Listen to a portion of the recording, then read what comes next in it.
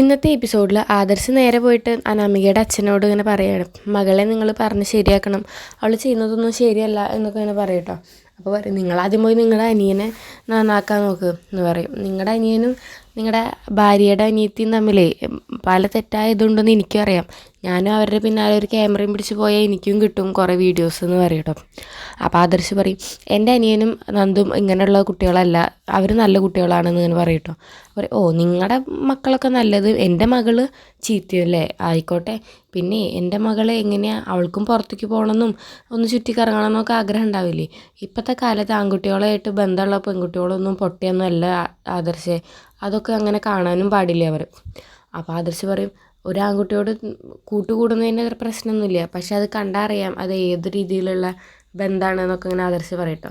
പക്ഷെ അതിനൊന്നും വില വയ്ക്കാതെ അയാൾക്ക് പറയാനുള്ളതൊക്കെ പറഞ്ഞിട്ട് പോവുകയാണ്. അങ്ങനെ ആദർശ് കമ്പനിയിലിരിക്കുമ്പോൾ പോലീസ് വരികയാണ്. എന്നിട്ട് പറയും, ഇവിടെ നിന്ന് കള്ളക്കടത്ത് സ്വർണ്ണത്തിൻ്റെ എന്തോ ഒരു ഇതുണ്ടെന്ന് പറയുന്നത് ഒരു ഇത് കിട്ടിയിട്ടുണ്ടെന്ന് പറയും. അപ്പോൾ ആദർശ് പറയും, ഞങ്ങൾ അങ്ങനെയുള്ള ആൾക്കാരല്ല പറയും. അപ്പോൾ പോലീസ് പറയും, അത് ഞങ്ങൾക്കും അറിയാം, ഞങ്ങൾ നിങ്ങളെ ഒരിക്കലും കരിവാരി തേക്കണമെന്ന് വിചാരിച്ചിട്ടില്ല, ഇങ്ങനെ ഒരു ഇത് വന്നപ്പോൾ അതൊന്ന് ജസ്റ്റ് അന്വേഷിക്കുന്നതേ ഉള്ളൂ.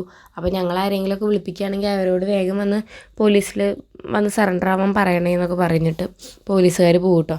അതൊക്കെയാണ് ഇന്നത്തെ ഒരു എപ്പിസോഡിൽ. അപ്പോൾ നിങ്ങൾക്ക് എൻ്റെ വീഡിയോ ഇഷ്ടമാവുകയാണെങ്കിൽ ലൈക്ക് ചെയ്യുക, ഷെയർ ചെയ്യുക, സബ്സ്ക്രൈബ് ചെയ്യുക, സപ്പോർട്ട് ചെയ്യുക.